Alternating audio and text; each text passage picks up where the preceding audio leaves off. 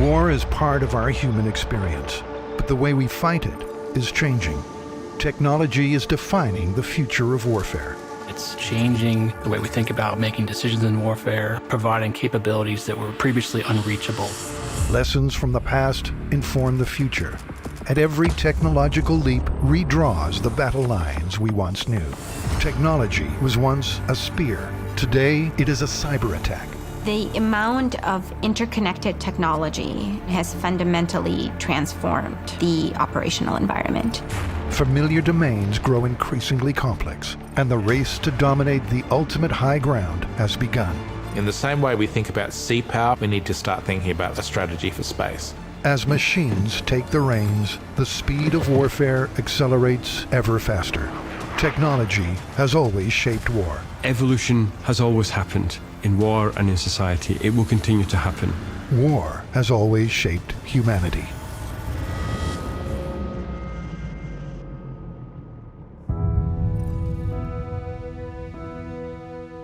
Future warfare will be fought in the atmosphere of Earth's orbit.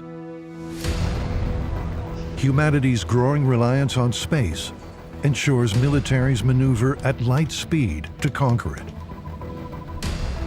To dominate space is to dominate Earth.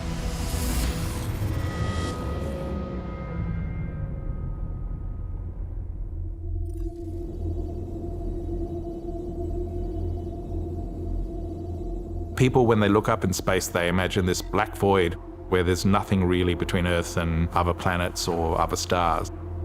And that's far from the truth. It is the final frontier. We're still really excited about it. You put a kid in front of a rocket and how it's impossible not to be excited by it. I'm getting it! So we tend to think of space as something that's very, very far away. It's very empty. There's not anything in there. It's a big vacuum. Space has terrain. Its terrain is not physical terrain like we see here on Earth. It's terrain of gravitation, of radiation, of trajectories, and of orbits.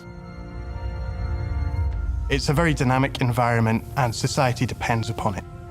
It extends everything we do on the ground up into the skies. There is this linkage between the void of space and what's happening here on Earth, and it goes both ways. There's this really interesting terrain in space factor that people need to start visualizing and understanding, and it adds then a new dimension to how we think about space warfare. We are dependent on space for a number of elements, things that we might not consider to be connected to space in any way, things like agriculture, road building, mining, all of these depend increasingly on the accuracy of the GPS signal. Networked systems of sensors allow us to navigate, they allow us to have precision timing. Things like the electricity grid, for instance, depend on this. So if that goes down, many functions on which we rely go down, and the economy or a number of other aspects and start to be affected immediately, and society could just stop. Without space, we would have a very different world. A lot of the technology and the connectedness of society is driven by our space technology. If we lose space, we lose the war, and we lose it fast.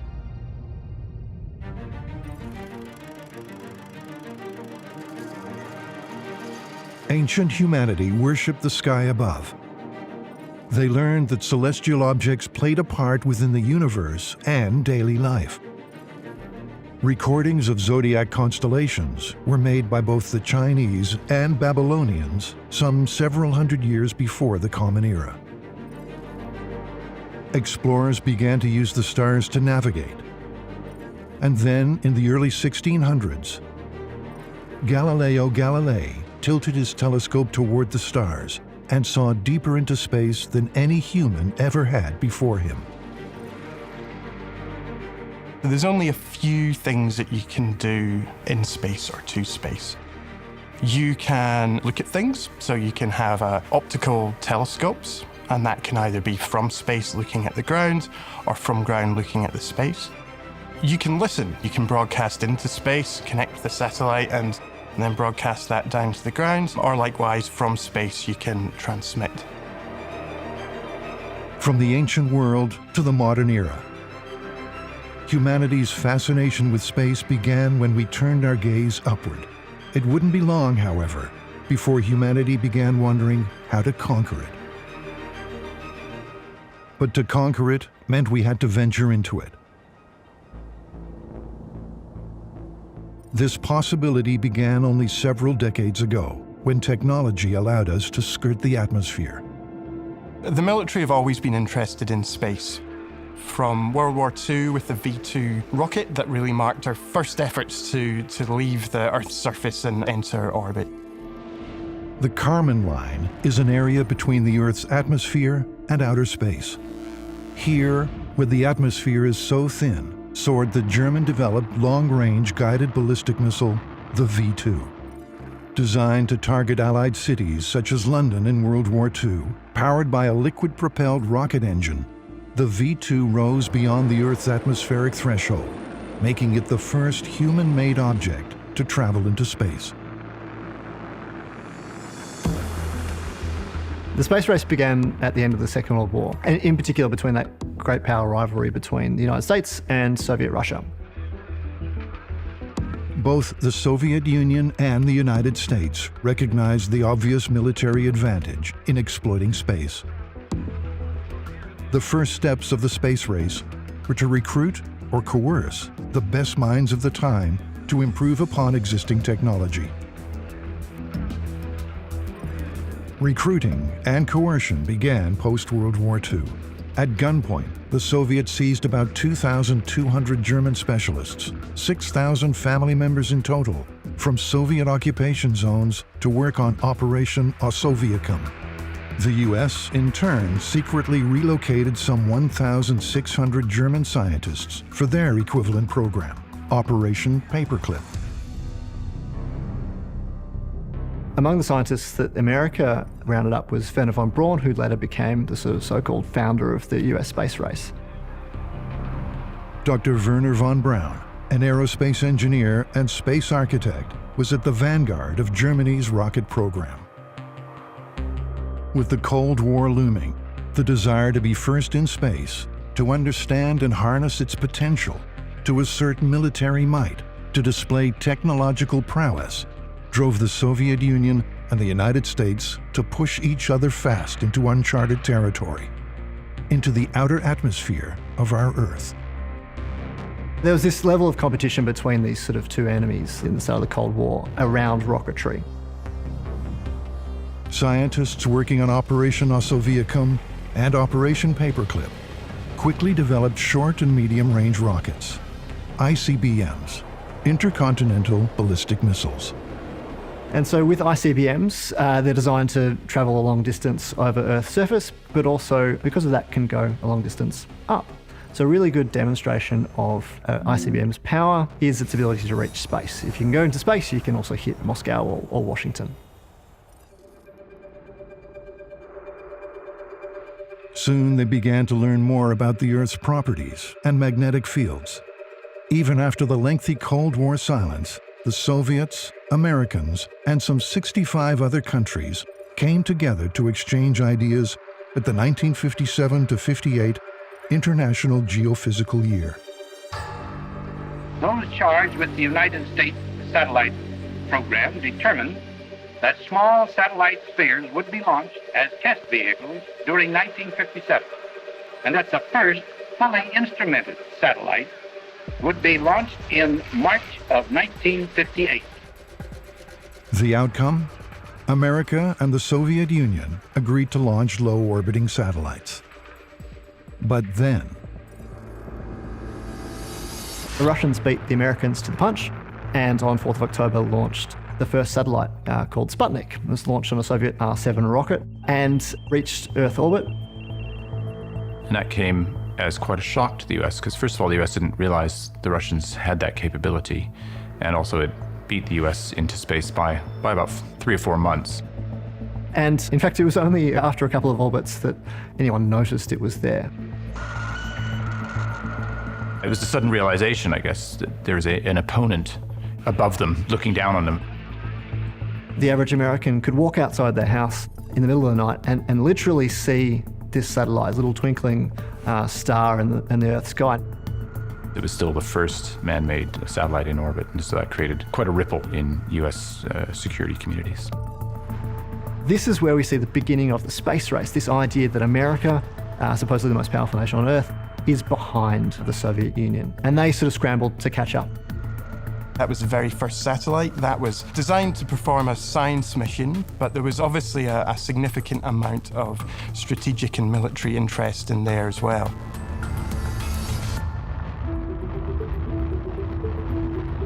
There actually has been quite a large military presence in space right from the very beginning. Sputnik was actually a military satellite. A lot of the early astronauts and cosmonauts were military members. The military are very interested in space for its ability to provide a global coverage. Space and security concerns have been intertwined right from the start. You can fly your satellites pretty much anywhere over the world, and you can use them to look at things, you can use them to listen to things. Sputnik was very much a strategic shock for the United States because it demonstrated the power of Soviet ICBMs and their ability to reach the United States. To communicate with troops and facilitate basically every aspect of armed conflict.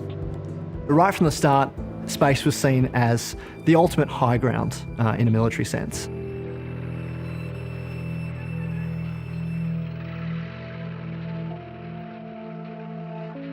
A lot of the early satellites had weapons on them, so there was actually a Russian satellite that had a cannon on it. Soviet 23 or 30mm cannon being attached to one of their early military space stations. That was the only example of a weapon being sent into space. They tested that and then deorbited the space station later on. Salyut 3, a Soviet space station launched under the highly secretive Almaz program. Not only did it contain a number of cameras designed to observe Earth, but it was equipped with a self-defense gun, the Richter R-23. They weren't very useful because the only way to aim them was to actually turn the entire satellite. On January 24, 1975, just hours before the Soviet space station was decommissioned, the R-23 cannon was test-fired in space.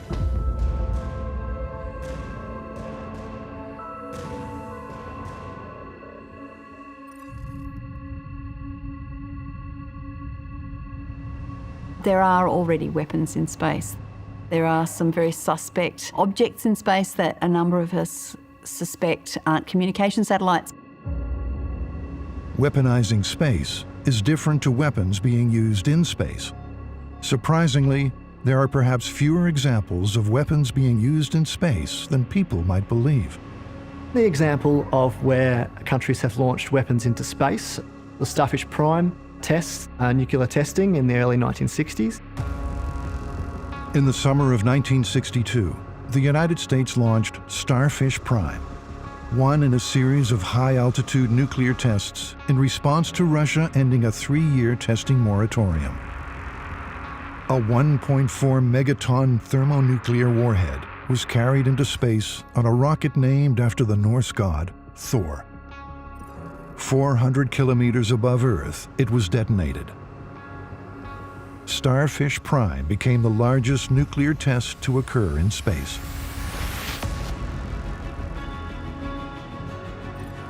However, testing nuclear weapons in space creates an electromagnetic pulse. It can disable satellites and wreak havoc on terrestrial electrical systems and microwave radio transmissions. An electromagnetic pulse at the right altitude can have an impact over a huge area of the Earth's surface and affect a lot of the electronics that are not properly shielded or protected. When human beings started exploding nuclear weapons in space, not only did they find that trapped high-energy electrons formed radiation belts around the Earth, they soon discovered that space debris was now a problem.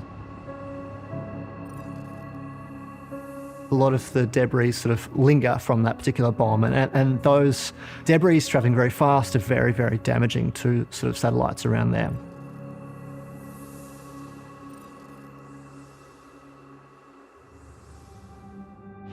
There are various orbits around the Earth, from medium to low, polar to geostationary. Satellites use different orbits for particular reasons, from predicting the weather to military reconnaissance. Orbits cluttered with space debris make for perilous space operations. It's important to understand the particular characteristics of space that mark it out from other domains. In space, if you send anything fast enough, it's a weapon. So a little bolt going at 20,000 kilometers an hour is essentially a missile.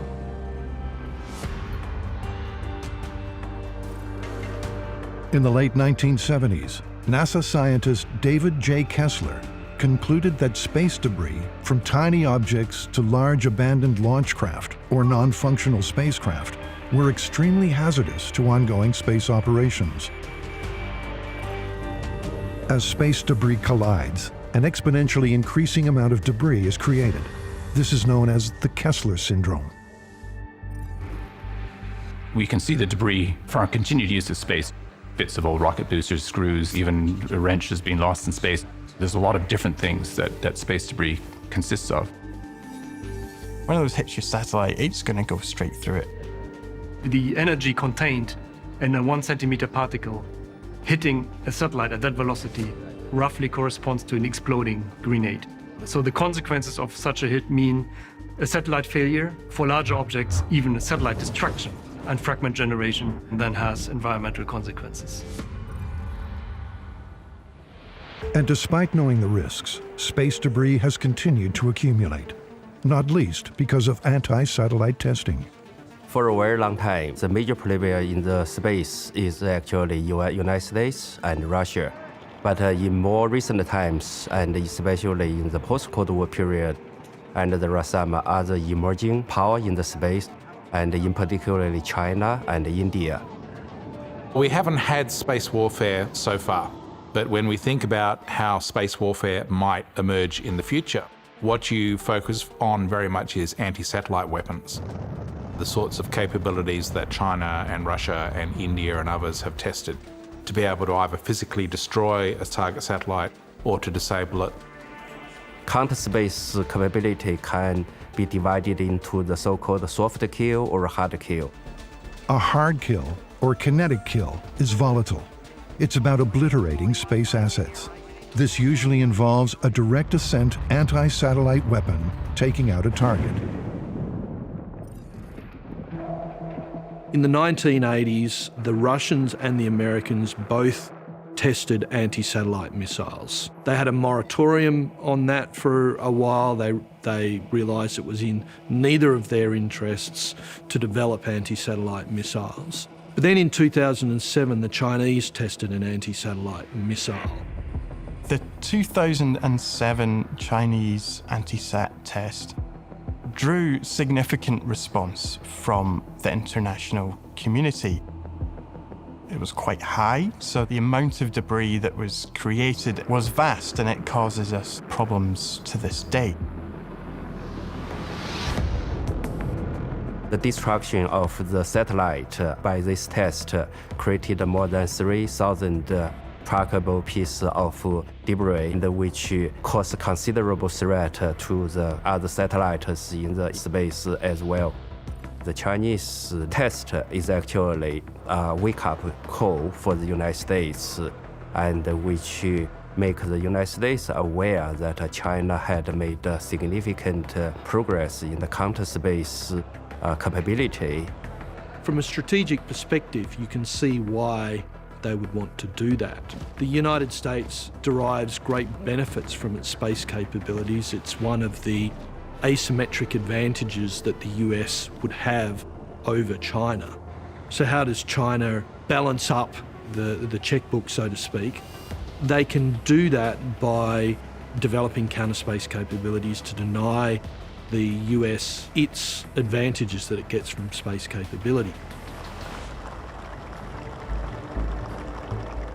We've seen the Chinese and the Russians and now the Indians test direct ascent ASATs. The Americans did one in 2008 called Operation Burnt Frost, where they took out a malfunctioning satellite in very low Earth orbit. The Indian anti-satellite test was likewise not the most responsible activity to do, partly because they don't have much in the way of ground-based sensors. So they created all of this debris, and then it was a problem for someone else, mainly the US, to keep track of all these pieces of debris and ask everyone to stay out of the way of them. The good thing about space is it's pretty empty, so the distances between a lot of this debris is quite large. And often you can move satellites prior to a piece of debris coming close to them, because of course we can track a lot of this debris using radar down to say a centimetre or lower. We can track each individual piece. European Space Agency figures released in 2020 estimate close to 1 million objects between 1 and 10 centimeters in length, 34,000 objects greater than 10 centimeters, and 128 million objects 1 centimeter or less.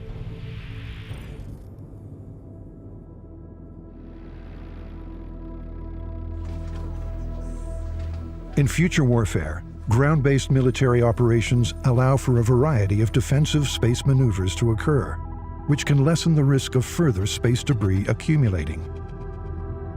As a result of the problems that could derive from a kinetic strike in space, it's more likely that we'll see soft kill capabilities. A soft kill capability is the interference of sensor-based systems or sensor-based weapon systems. Soft kill, which are the capability which can temporarily disable or deny the use of space capability and by one's opponent. For example, a cyber attack where you just switch it off. You've not hit it and caused it to fragment into thousands of pieces. You've just stopped it from working. Things like spoofing, jamming, or maybe dazzling with a laser, or blinding a satellite. Illuminating the satellite, but with enough power that it would blind the satellite. So optical sensors, for instance, could be overloaded, and that's why we say dazzled.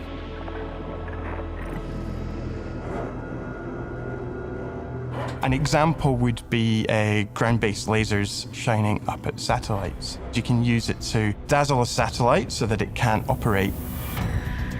Other concepts are things that we call co-orbital anti-satellite weapons. And those would be a satellite that would orbit along with or alongside, say, your target satellite. Those might be in orbit for many years. You might not know it's a weaponized satellite. They could be sort of a sleeper satellite in some respects. And all they need to do is bump into it. It's very hard to know if you've been deliberately attacked or whether another satellite has just gone out of control and bumped into you. Then we get into things such as active debris removals. Harpoons, nets, electromagnetic tethers to try and grab dangerous pieces of space junk that threaten our orbital environment. Those could also be used as a weapon to grab an active satellite. Sounds a bit James Bond, but they could actually collect that satellite and take it down to Earth. You know, there's a number of things that you could do with a co-orbital satellite depending on the design, etc. We are seeing space as now contested in every sense. We are seeing adversaries like China and Russia starting to develop very sophisticated counter-space capabilities that are threatening our traditional advantage in terms of a knowledge edge.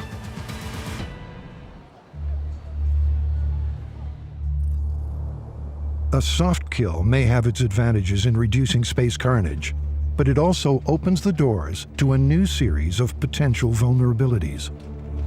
The more states are dependent on space, the less likely it is that they will be starting to throw around kinetic capabilities in space and be looking for some of these jamming or dazzling or those kind of capabilities. And then you can perhaps deliver to the enemies a great deal of disinformation via their own satellites if you're able to hack into them. Basically, it's designed to disable rather than physically destroy. And that has real advantages because it allows a degree of deniability. There are a lot of challenges around attribution, particularly around countries, particularly America now, who's saying that any attack on a satellite would be an attack of war on them, and that has a compound effect. We need to have a factual basis to determine that we have been interfered with in an intentional way, and an evidentiary basis. How can they be sure who their adversary is? Do they just randomly pick a country? What warfare looks like in space is really hard to predict. We can see the kinetic effects of some of these kind of weapons, but there might be a number of other methods that we just aren't really aware of, or if it happens, we're not sure. Is it space weather, or is it perhaps, a malicious actor? We're not quite sure exactly who's doing what.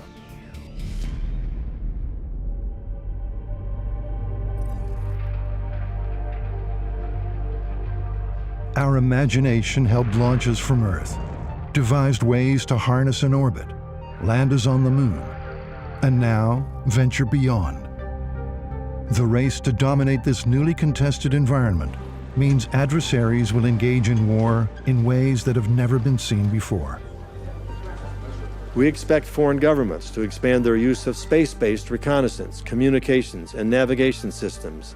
And China and Russia will continue training and equipping their military space forces and fielding new anti-satellite weapons to hold U.S. and allied space services at risk.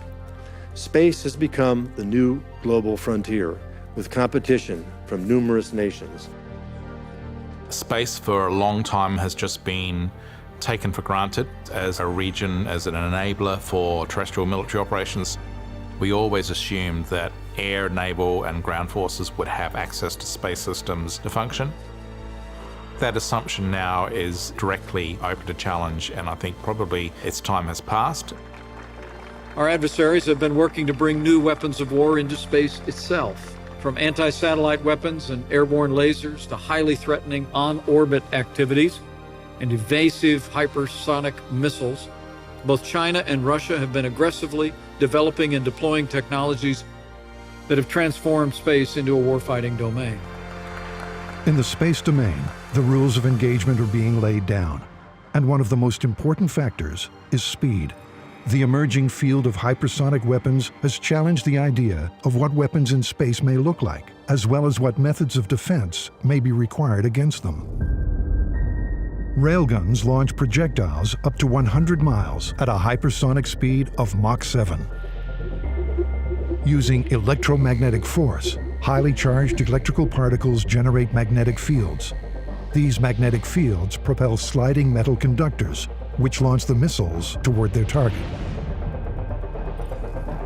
Destruction comes, not by explosive detonation, but by the projectile smashing into the target at unimaginable speed, at hyperspeed.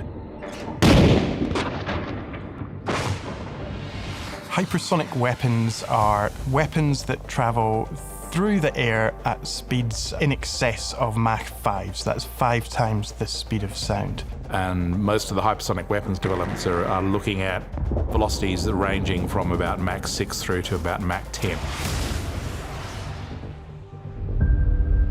Russia's Avangard is one such weapon. In 2018, Russia alleged that in tests, this missile reached speeds of up to 27 times the speed of sound.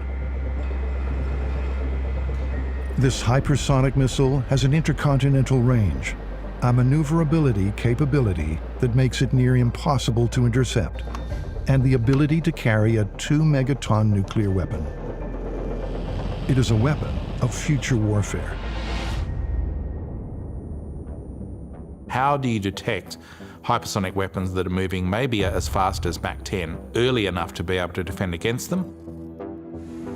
If you're traveling at, say, Mach 8, the temperature a small distance away from the surface of your airplane or your missile can get to around the same temperature as the surface of the sun, so it can get to around 3,000, 4,000 Kelvin. The speed that things happen become very challenging. If you imagine, for example, a naval task force at sea, by the time the hypersonic weapon is detected, you've got maybe 14 seconds to be able to defend against that threat, which is not enough time.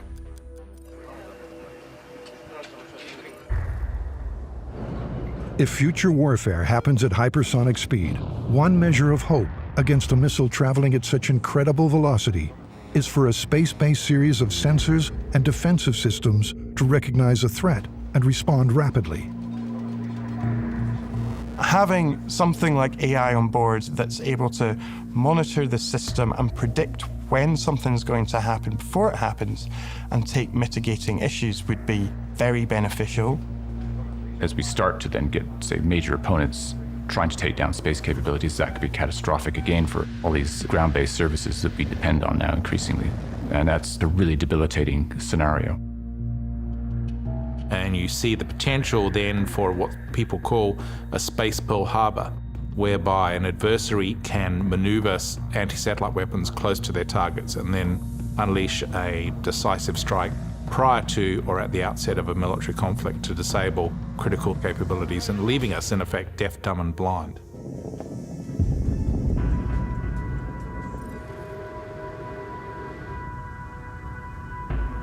As the contested environment of space becomes ever more congested, superpowers vie to position themselves by using technology that sets them apart, establishing dominance amongst an ever-cluttered field of private industry and military interests. There is a concern now about the militarization of space, but it's actually been happening for quite a long time. What has happened recently is we're actually talking more about it, whereas previously it was quite hidden in secrecy.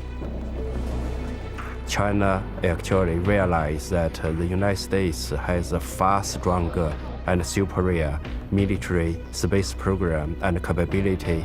So it developed its counter-space capability largely to give itself a kind of deterrence. We are moving into a period where space warfare is probably going to happen in the next big war. Space now is perceived as a very important part for China's national interest and both for military and civilian purpose. It's highly likely the Chinese and the Russians will move against our space capabilities from the outset. So we're scrambling to respond to that challenge.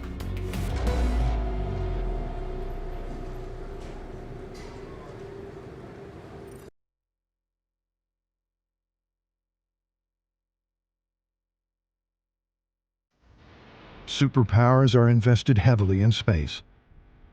In 2017, China's space and military budget was close to $9 billion. Russia's was about $3 billion.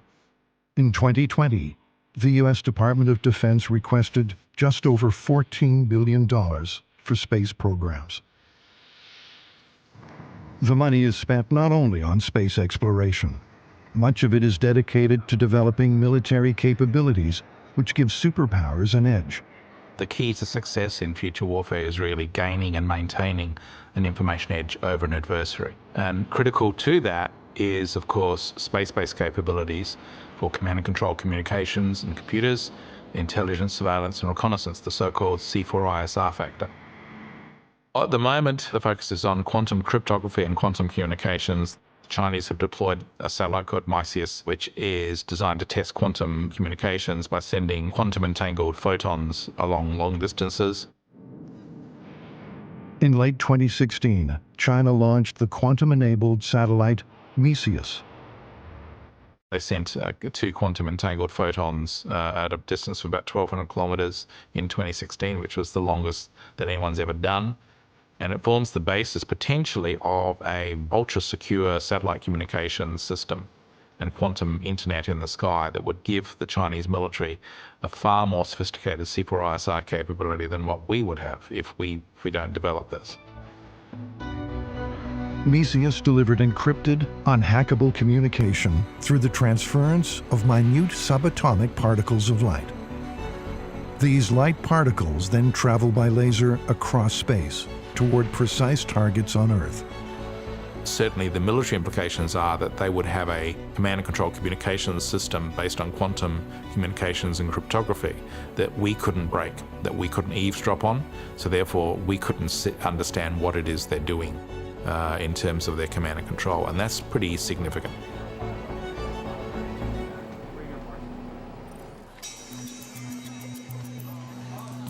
China is a fast-growing, space power, and it currently, has a very ambitious space program. And even if China is a later comer in the space, but its capability growing very quickly. You're going to see probably the Chinese push ahead with a second-generation quantum communications system. with new satellites to test even more sophisticated application of this physics. And they might beat us to it in terms of quantum communications and quantum internet. But over time, and China and China space program has been driven by more concrete commercial, economic, and also military interest. You really want to see what the future of warfare looks like. You look at Google and Facebook and Microsoft and SpaceX and so forth. And you look at these civilian technologies and how they can be applied to military purposes. And quantum computing is one area. Artificial intelligence is another area where the Chinese have a huge lead.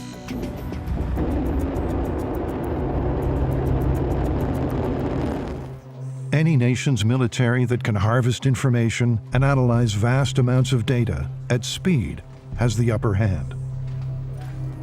During the first Gulf War, the United States used information technology to dominate the battle space. Scrutiny from space gives an adversary a profound advantage. So if we say information is power, we can see this perhaps shifting to what we call new space players or commercial entities. We're looking at the prospect of constant sort of 24/7 global surveillance in high definition at any point on the globe. What China wants to achieve is the so-called information dominance. Space is an important domain of informationized warfare, and space dominance is a fundamental objective and for China's strategic and military planner. And certainly Chinese and Russian military thinkers understand the great information advantage that American space power gives them, and they'd be very keen to limit that or attack that in any kind of conflict. Collecting, controlling, manipulating information. Future warfare relies on a steady stream of quickly absorbed data.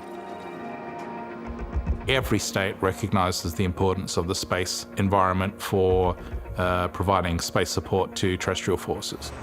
So satellites for communications, intelligence, surveillance, reconnaissance, precision, navigation, and timing.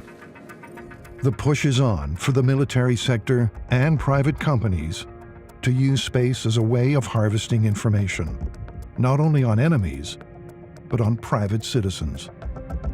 In terms of how different countries are developing space, there's a much more vibrant commercial sector in the US than there is in China and Russia. And given those kinds of governments, those authoritarian governments, they're quite reluctant to relinquish control, to really allow the commercial sector to set it free, if you like, in that respect. And if you want to speculate out to, say, the next 30 to 40 years, you could see human activity, both state and non-state actor, expanding out to the moon and beyond, and competition between major powers occurring in that vaster astrostrategic terrain.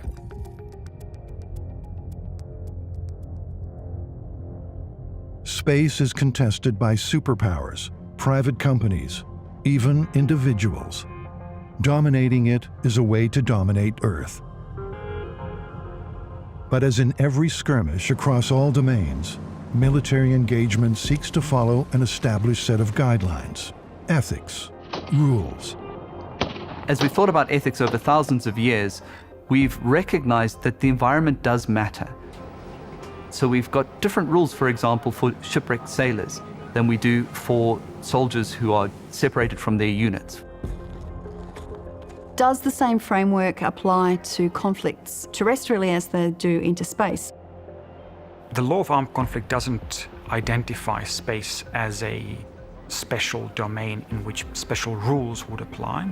The same general rules of the law of armed conflict would also have to be applied to any military operations undertaken in space.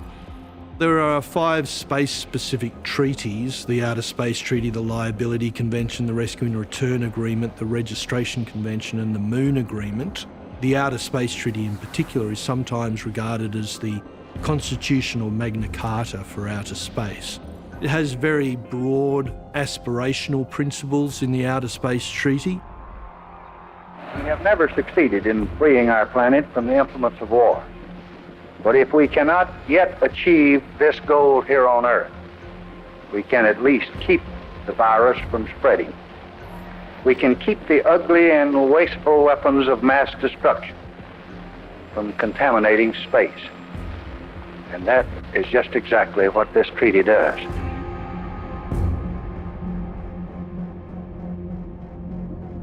And one of the really tricky questions is how those specialized space treaties interact with the general rule of the law of armed conflict. The way that legal boundaries work terrestrially work very differently to space, which creates a whole range of ethical issues. Space is seen as common heritage of mankind that states should have equal access to. We have over time become quite reliant on satellites and reliant on our use of space. The ethical problems posed by space is only going to grow. But there certainly are going to have to be new distinctions as we think about ethics in space.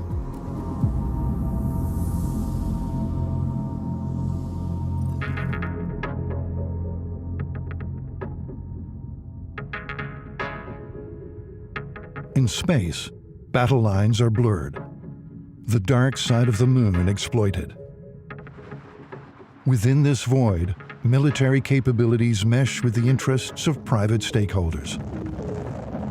Instruments of information, from spacecraft to satellites, are mobilized for war, business, pleasure. Private sector is now entering, and Elon Musk has got plans for passengers and all sorts of private enterprise activities in space. I'd like to introduce the first paying customer of BFR, Yusaku Miyazawa. Please come forward. Yeah. Thank you, Elon. Opening up the commercial launch segment has really changed the whole face of what we do in space and what you can use it for. We're in a new space race with a lot more actors. With Earth's natural resources being depleted, space represents an unmined opportunity. There are three reasons that countries might expand their empires. God, if we want to spread our particular religion. Gold, is there money there? Can we make money? Spice trade, those sorts of things, finding new resources. And glory, does this reflect our national prestige? America and Russia fighting for that sense of national prestige, that sense of national power.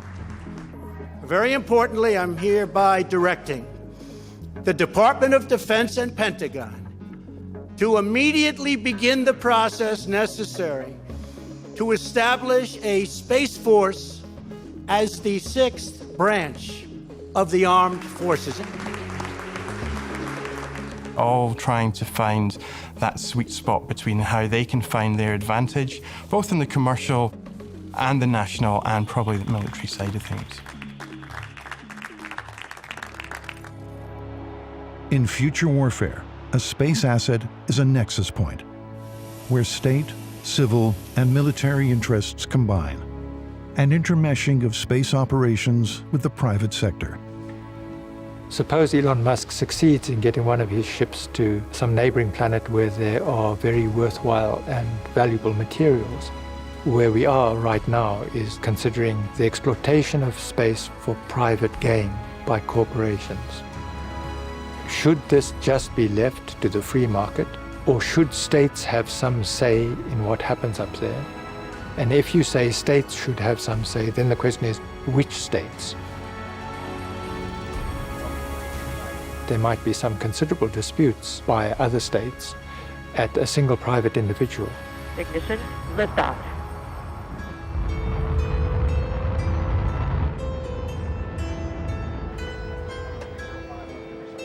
A commercial satellite, depending on how that satellite is being used, could constitute a target, a legitimate, valid target. But what happens if a neutral state is one of the parties that are engaged in or involved in that satellite? Outer space treaty requires that there's a launching state. So even if you're a commercial actor, there's a state's name is on the ticket, basically. So much of sort of space coexists between this military space and the civilian use. And so those two have sort of pretty much comfortably, or with a little bit of tension, coexisted since the start of the space race.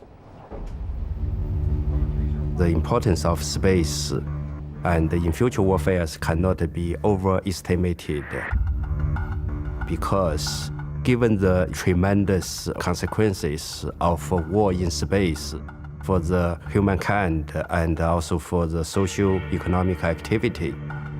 So you've got the International Space Station, which is a sort of a shining example of the way that countries can interact peacefully in space, and indeed is used as a diplomatic tool to bring two former enemies, the Russia and America, together. There's an increasing understanding that space is absolutely critical for both military functions as well as a lot of civilian functions. We will see a rise in the importance of space. Alongside that, there's always a desire to protect economic interests in any domain, and space is one of those. And it has a massive impact on the balance of power, why we might go to war, and some of the outcomes of those wars and what we do terrestrially as a result. The bad news is that we're going into that as a contested space environment where warfare in space is a real likelihood. The major powers are developing the sorts of capabilities for space warfare. There have always been outlier countries, rogue actors, chagrined adversaries contesting to dominate. In space, in future warfare, the race continues. The common misperception about space warfare is easy to conduct and also it's quite effective. But in reality, and actually, space warfare is like the nuclear warfare. And people tend to undermine the significant consequences of space warfare. Future space warfare will come in ways that have only been hinted at, and it may change humanity in the blink of an eye. If it happens, it will be fundamentally new and different compared to what's happened in the past. It will be just as important in terms of shaping future warfare as, for example, nuclear weapons were in 1945. And so we are facing the future where in war, not only will we be fighting in the air and on sea and on land, as well as in cyberspace and across the electromagnetic spectrum, but we'll also be fighting in space. With hypersonic weapons, quantum communication systems, hard and soft kills, humanity pushes into the abyss, finding new ways to explore, to challenge, to dominate and determine our future. It's beyond doubt that the importance of space in future warfare will grow, and with the technology development. You'll see probably in the next 50 years, Trump's Space Force, if it happens, will evolve so that you will see an American military space capability around the moon, a Chinese military space capability around the moon, and the potential for competition and conflict to occur at that location. And in fact, one of the things that we're dealing with when we look at the space environment, it's not actually separate national programs. It's an integrated supply chain with components that come from multiple countries all working together. That may be a comfort because we may think it's unlikely we'd fight someone that we're so economically intertwined with. History suggests we'll probably fight them anyway, but it'll be pretty messy when it happens.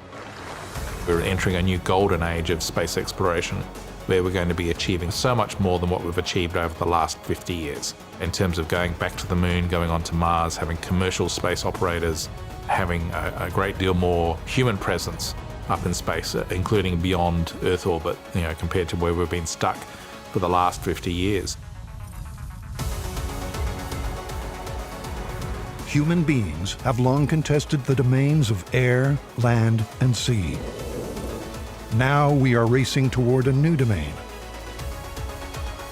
How we use space will decide our earthly fate. A future determined not by any previous war, but by looking to the sky above, past the stars, and beyond.